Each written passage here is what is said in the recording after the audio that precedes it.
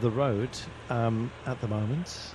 Let's see how the rest of them function. You're a committee, you know, they've been committed almost by aptly named, I would say.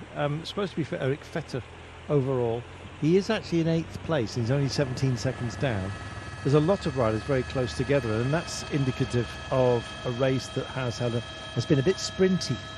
Yes, it's not been too selective, so it's going to come down to those bonus seconds, and if you're involved in the kind of pointy end of the last couple of uphill sprints that we've had, but they haven't been really that difficult enough to split the race completely. So it's like a lot of modern races, it comes down to seconds instead of minutes, and you know, gaps that you can do with a proper timer, than instead of just like you need a stopwatch almost to separate these guys. 71.3 kilometres to go. They've got a fair old lick on them at the moment. I'm just going to try and work out whether we're up on our fastest predicted pace today, which was actually declared at 48 kilometres an hour. I think we're probably around that. Local time, it's 13:20 coming up to right now. So yes, we are indeed on our fastest time. We've been through in fact above it. Eddie Dunbar, I think he needed more climbing in this race in order to shine as brightly as we know he can. He's not a great time of things, but the focus for them, I think, will be on Campbell Stewart today. Campbell got completely boxed out of it yesterday. A few did, including Alexander Kristoff himself. He just couldn't find a way through that Al Loire did. Yeah, so let's see. It was one of those sprints, there's room for a small one coming through. That's right, exactly. It's like pushing to the back of the bus, isn't it? Yeah, something I've never been able to do. There was a bit of kind of bunching it, boring and banging about, kind of leading into it until Ineos pounced and took it up at about 3Ks to go. Yeah. But even then, they still messed it up. So everybody was kind of fresh. There was that really strange hesitation for about the last 10Ks where there was a big battle for that small road, and then everything calmed down. We didn't really kind of see why everybody kind of waited up, and then suddenly, everybody pounced, and World Tour team still messed up. He's a happy man. No surprise. Jonas Rapp. Big old smile on his face. Brake's done a job for him.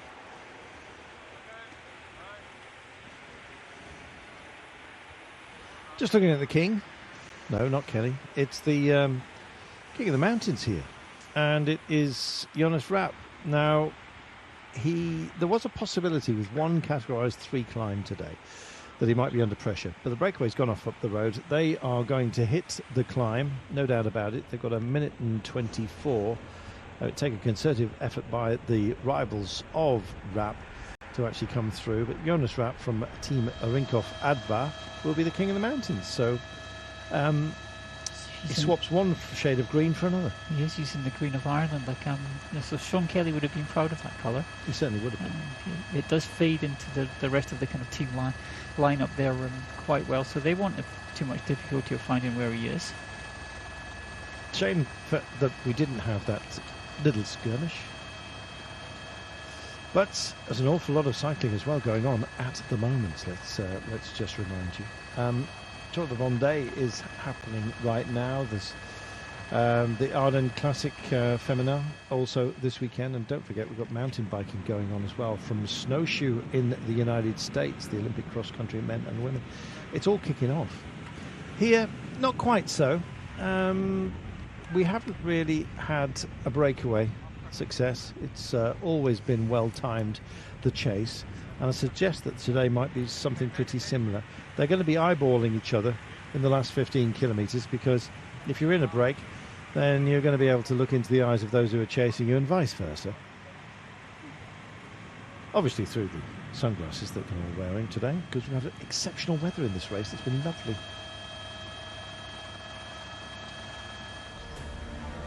Tour de Vendée, a reminder that right after us on Eurosport 1, you can catch up with it live after that will be in France, by the way. Different territories have different things to enjoy. You can also get it on GCN, of course, if you go and find it on digital. The Femme Ardennes Classic is live on Eurosport 1 directly after this, but again, you can make your choices on digital if you are indeed a subscriber. So tune in and enjoy that. The French Cup Tour of Vendée is always very, very feistily fought for, let's put it that way. Don't worry, we haven't given you the result. Tune in and enjoy. French Cup Tour of Vendée. I always like to see Brian Coquard doing a decent job of things. He's full of joy, that man, when he wins. And these days, quite contrite when he doesn't as well. He used to be very prickly, but he's softened. It happens with age. 90 seconds only is the gap. We've got 67 kilometres of the day remaining. We're speculating as to who's going to be up for it today. I think more teams than perhaps you would conjure with normally are going to want to get something out of today, because a good finish, we mentioned Eric Vetter for Eurocometa, they're in 8th place at the moment. They'd quite like a top 5, thank you very much, and so why not skirmish for it? It's probably a long shot, but they definitely want to hold on to a top 10, and there'll be others that think pretty similar, that they've got a good position that they don't want to mess up. And nobody's going to have an excuse, given the circuit's kind of up one side of the road and round and back again. So yep. It's not like you're not going to know where the finish is to today. There's no real kind of technicalities to it. There's just true enough. Kind of, it's almost as if you turn around an oil drum at the end of the road and come back again. So I can imagine in that kind of case, it's last of the late breakers into the corners. An oil drum. What beaten in with some holes and some chestnuts. Go around the chestnut, man. It's that time of the year. You know, it gets cold in the evenings. I've noticed the horse chestnuts knocking around in the UK, absolutely. So yeah, sweet chestnuts, why not? I do love a chestnut, I must admit. I don't know why, because it's pretty bland stuff, isn't it? Yeah. Usually with men with fingerless gloves that look like they could do with a shower. But anyway, 92 seconds only with 66 kilometres to go. Today, again, absolutely beautiful. And if you were hoping for wind, and secretly I was very much hoping for wind, forget it. 3 kilometres an hour. The only reason those flags are there is because they're pinned. It's because the helicopter's gone over above their heads. No, they're not moving. They're absolutely static. Everything is. Except for the ambition of this man. What can Aular do today? If he's going to hold on, he's got to have another good sprint, hasn't he? He's got to finish in the first 3. Yep. You know, that's the kind of reality of it.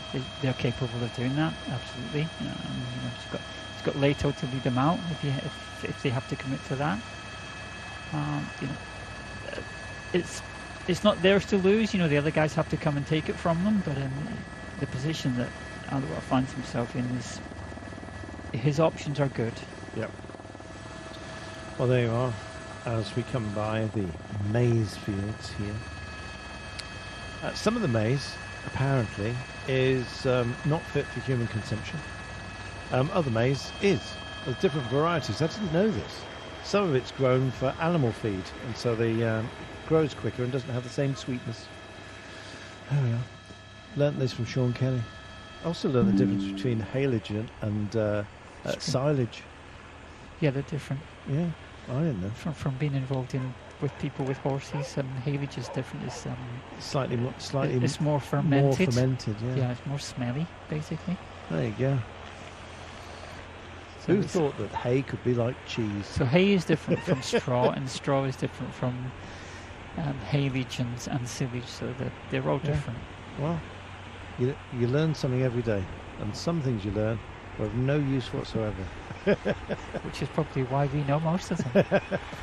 Yes, exactly. What have we done with it? Good work here by UNOX, but I always fear when they put in this much effort. They're determined. Clearly, Alexander Kristoff said, look, I feel fantastic. Everyone else is possibly feeling a bit edges knocked off. So if you wouldn't mind, make it as hard as you possibly can, and we'll see how we go. There's the pothole that the motorcycle hit. I was thinking, a sleeping policeman, and I couldn't see one. And then suddenly the pothole that the motorcycle went through was right there. Usually get a yelp from a cameraman who quite often is not aware, and sometimes they operate on braces, so it's like a a metal pole that they can lean on. Sometimes they can stand and lean on it with their torso, and if that happens, they end up singing alto at the end of the evening. The thing is, they're facing backwards as well, which It can be, yeah. if you've already been on the back of a motorbike, isn't it the most relaxing experience? Facing backwards, I can't imagine what that feels like. I wouldn't really want to do that for very far. Certainly not down an alpine pass at the speed that those guys do. Aero helmet for Christoph, I notice. He is absolutely dialed in today. It's he that's called for this pace. It is. So imagine he's got the full speed suit on and he's pulled his aero socks up as far as they'll go. Because all those little advantages matter nowadays. Absolutely. Even if it's only a psychological thing for your enemies. Aero's one thing, but I always wonder why certain riders just decide to go for a whole load of gold chains and medallions around their neck as well. Bit of bangle dangle just to sort of take. Maybe they go aero, which allows them to wear it. I'm sure there's somebody out there that can tell us that the disrupting of the airflow by that dangling chain is some kind of benefit. I think it's just psychological. Did you have any mantras when you rode? Did you do things that you had to do in a certain order? No, I've got more of them nowadays than I did back then. Milk before tea in the cup, all that. Generally, I wouldn't wear cream before jam on your scone. Well, the cream and jam thing. The cream and jam thing is one of those West Country things. So Devon versus Cornwall. I think the further west you go, it's cream first and then jam. Correct. Whereas in Dorset, I think it's jam then cream. Devon. Is it Devon? I don't know. Dorset's probably got. I don't go over the border very bit often. Of both. Dorset. But no, as you a don't rider, even want to get a third party involved in that argument. as a rider, I didn't really have any kind of hang-ups. Some do though, don't they? I mean, lucky socks and all that kind of stuff, which you can get. I quickly learned not to wear any kind of jewellery or chains because when you crash, if you're wearing a chain and it gets stuck around your chin, which if you study the dynamics of a crash, your body goes in strange places. You can kind of hurt yourself with that.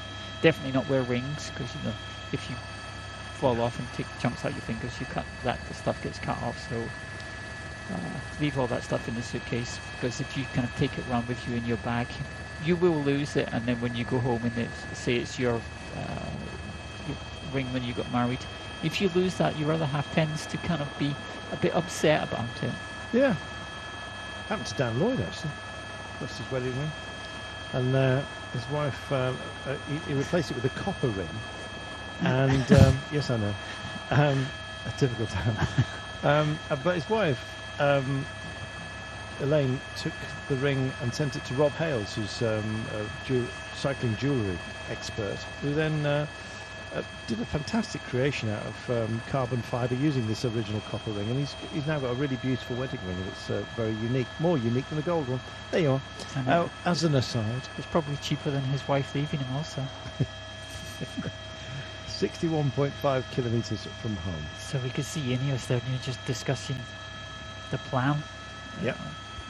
What that's going to be. It's not that difficult. They have to win the stage and they have to block the other guys out of the sprint, but they've got a really difficult position. And I can imagine in the team meeting this morning, it wasn't too comfortable a discussion about how well they've done. They've definitely got the strongest team on paper here, but they haven't been able to kind of take any kind of real control of the race and dominate it. How often have we said that this season?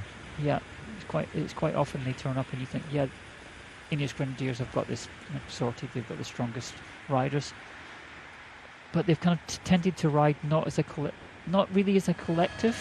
It's kind of a set of individuals. Which is there anyone that they can 100% get behind? I mean, I know as results reveal themselves that happens, and of course Geraint Thomas having a great Giro d'Italia. It didn't work out when it came to La Vuelta, of course. So yeah, they need to have a rallying point, I think. And is that point going to be Primož Roglič? Oh, the Primož Roglič affair, which we may as well dip in, and everyone else is swimming in that pool. Yeah, if we get another week of that, it's a bit of a soap opera at the moment. Do they need Primož Roglič? Yes, but then so do a number of other teams. True. Latest news is it's between Ineos and Bora Hansgrohe. So then you're looking at where does Primož Roglič fit into that structure? And you would think, Ineos has got the strongest individuals, but that doesn't always build a really great team. So he might actually be better to go to Bora, where those guys that at helper level are actually going to commit to him at 100%. I'm not saying that Ineos wouldn't do it, but when you see a really big rider arrive in your team and you're capable of winning the biggest races, it does motivate you more than you thinking, I could actually get a result here. So then you give up all of your individual ambition, and you don't care if you get dropped 40 kilometres from the finish. Whereas if you've still got that little bit of ego and ambition going on, you might kind of not fully committed and you might be a bit concerned to get dropped 100k from the end and be in the gruppetto every day. Is this the Enric Mas syndrome that's going to stop him going to Movistar? For Roglič, he needs a rider who's capable of riding 2 calls on the front, so do 2 mountains, climbing 25 kilometres on the front of a group where there's only maybe 15-20 riders left, and doing that consistently. That's not Enric Mas. So I would say probably Movistar is his least likely option.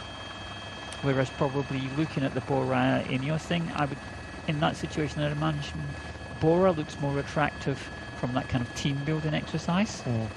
Whereas Ineos, it's more attractive from probably the kind of individuals involved. Here's Ethan Hayter just getting himself back up. Matt Dinham there from DSM, and of course Magnus Sheffield, who was leading this race, the American teammate of Ethan Hayter, just making sure he gets back to where he needs to be. Must have been technical, maybe a comfort break. No panic at all, just getting back in. Ethan Hayter got up for the intermediate sprint. Alexander Kristoff took the 3 bonus seconds. The second intermediate sprint was actually contested by the breakaway, so it had no impact overall, but the first did. It's Sheffield on water carrying duties. He's also well placed, despite tumbling yesterday, out of the lead of the race, but only lost a handful of seconds. He sits at 9 seconds down, the same as Ethan Hayter. But in a sprint scenario, you'd have to back Hayter. Definitely. And you imagine that Magnus Sheffield is going to become a part of that lead-out train, that if they have to commit to that, then they're going to do it. It'd probably be more in their interest to start firing off riders before they even get to the circuit, to make it really difficult and be disruptive. So they started the day sharing the time, Hayter and Sheffield, but Hayter found 2 bonus seconds courtesy of that intermediate sprint, so he is now solitary in second place on 7 seconds down. Magnus Sheffield is at 9 seconds. I believe he's dropped. Has he dropped to 4th? I think he has dropped to 4th with Alexander Kristoff, who is now also on 9 seconds, but had a better finish yesterday, and indeed consistently than Magnus Sheffield. So there you have it. So Magnus Sheffield, courtesy of his crash and the intermediate sprint that we've already had, has seen Kristoff vault over him into 3rd place, and Ethan Hayter now solidly in 2nd place, 7 seconds down.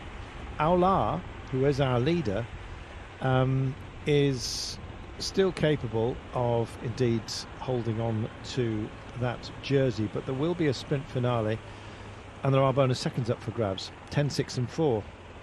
So 6 seconds are not enough for Ethan Hayter. He has to win the day and hope that Aular finishes 3rd or worse.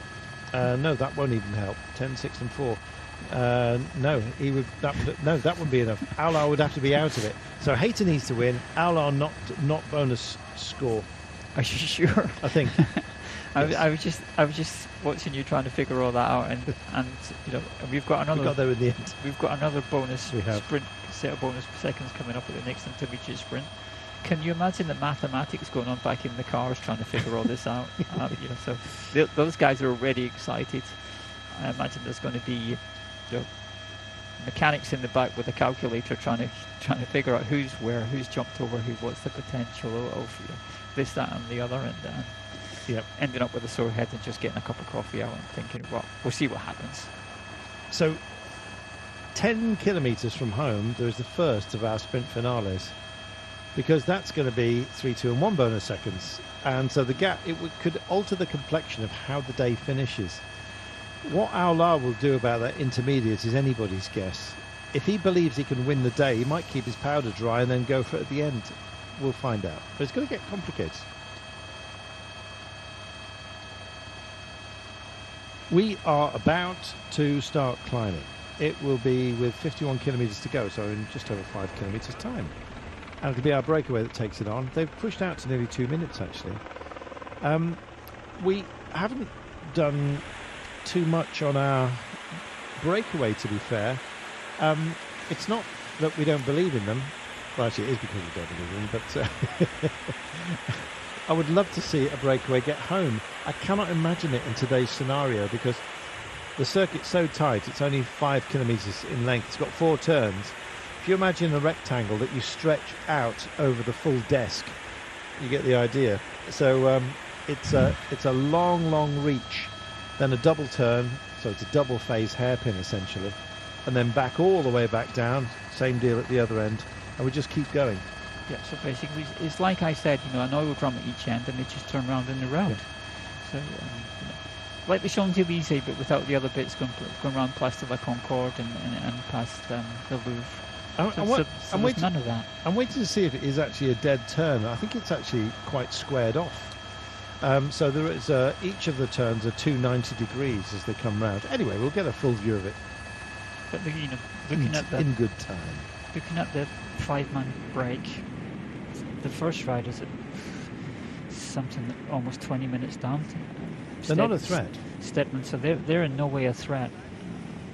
So for them, this is about trying to win the stage. Yep. It doesn't really apply any kind of pressure to the GC battle, which is probably why only Uno X are interested at the moment, because nobody else has to do any panicking.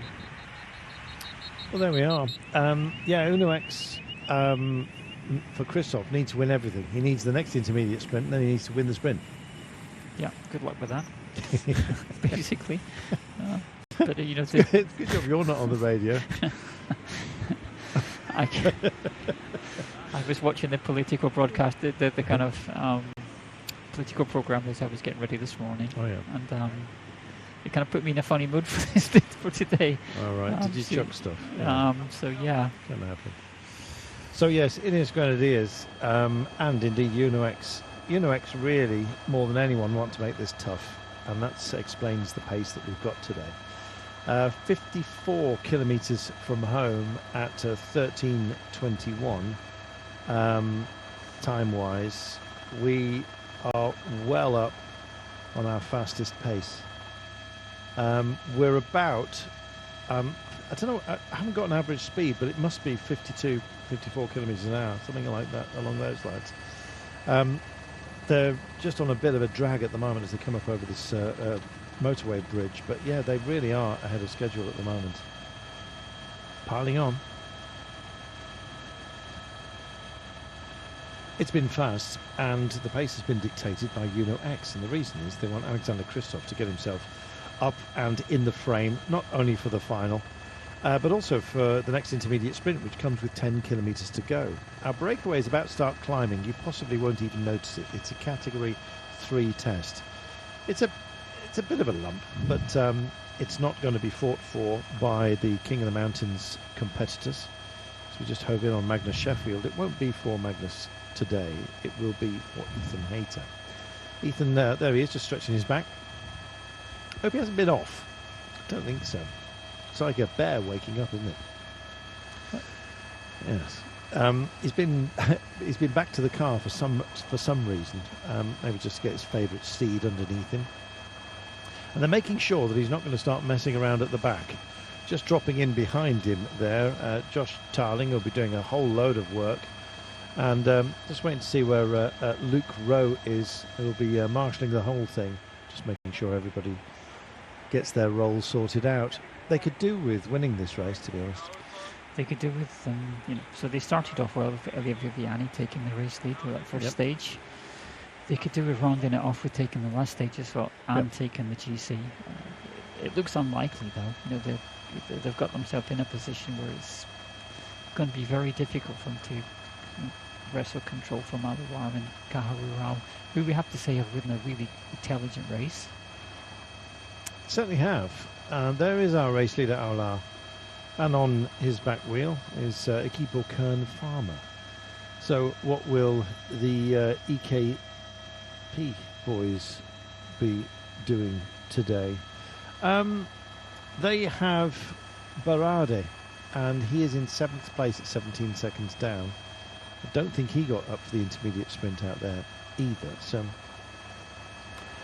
there is one intermediate to come, and there'll be some top 10 places as well that have to be secured. And from position 6 to 12, we have those riders who are all on exactly the same time, so they kind of want to finish in front of each other. Includes Eddie Dunbar, actually. He could burst into the top 10 if he got a decent finish, but I think that's a tall order on a sprint day today. Stranger things have happened. Matt Dinham will want to do precisely that. I think Jayco will try and get Campbell Stewart up for a result. I hope he manages to finish strongly. Yesterday he looked like he just didn't fancy it because it was all kicking off. Yeah, a lot of people kind of missed out yesterday. You were just looking at Elo-Kometos. They had Lonardi up there yesterday in the sprint, so you imagine that they're going to come try and do the same thing. But it's been the rough and tumble hasn't been too it's been hectic but not crazy. Yeah. So you can, and then we keep coming back to it's kind of getting towards the end of the year, and exactly that. Your nerves are a bit frazzled by now. So well, just to let you know, Mati Mohoric actually thought to himself, "No, thank you very much." Yesterday, he'd taken a stage win. That's the best he can achieve within this race. He could have had a second win, I guess, but decided at the last that it just wasn't going to be for him, which is why he didn't feature in the top 10 at the end. He just backed out and thought, what am I doing? It's the end of the season, with a crash going on behind me, which we heard, which you will have heard at Sheffield. He just thought, to hell with it, and sat up. Yeah, and he's going home today and doesn't really want to go home covered in bandages and correct. Greet the family covered in blood-stained pieces. It's not a good look at this kind of time of year, and you tend to have fallen off enough already throughout the year. You tend to fall apart 4 and 6 times, which might sound a lot to somebody who doesn't cycle very much, but bike racing is quite exciting and dangerous now and again. Well, he's had a great year. He won a stage of the Tour de France, we remind you, into Poligny, stage 19. That was a grippy old day, absolutely perfect for him. And of course, a couple of years ago, Milan-San Remo. So he's a superstar within that team, and they don't want to bruise him. So yes, he'll be going home in a nice package called an aircraft, with a smile on his face later on. The last thing you want to do is be sitting in the airport, with holes oozing of yes, with assistance, certain fluids. So it's never good. No. Meanwhile, so I can understand that, and apparently Roglic is not going to Bahrain victorious. So there you go. That's definite. Apparently. Maybe. or as I should say this morning, listening to all that political nonsense that was going on, let's be clear about this. And then the next line is completely unclear. Meanwhile, here's your climb, and it's as soon as they cross over this particular little boundary, then a certain Mr. Jonas Rapp of Team Rinkhoff Alvarix is guaranteed the King of the Mountains jersey, and well done to him. He's already guaranteed it, but now he's at the bottom of the climb, because unless he's suddenly changed his bike for one with an engine, he's not going to be overtaken here. Well, it would be his rivals that we'd be worried about, but there aren't any here. So he has got that jersey. So congratulations to him. Clever timing. Went out for the Category 1 test yesterday and said, thank you very much. Yeah, and quite often it comes that kind of thing that happens nowadays, that the break hoovers up all those kind of smaller classifications in this type of race. So at least the pace today is being kept absolutely at its highest. Stedman, Costanzi and indeed Gamper are those who've taken the last mountains points of this race. We do have high ground to play with at the Crow race. Unfortunately, we're not going to indeed have that at the end of today, which is a real shame for me, because I love the climb up to the old town. I'm getting wistful about just being there with Brian Smith and going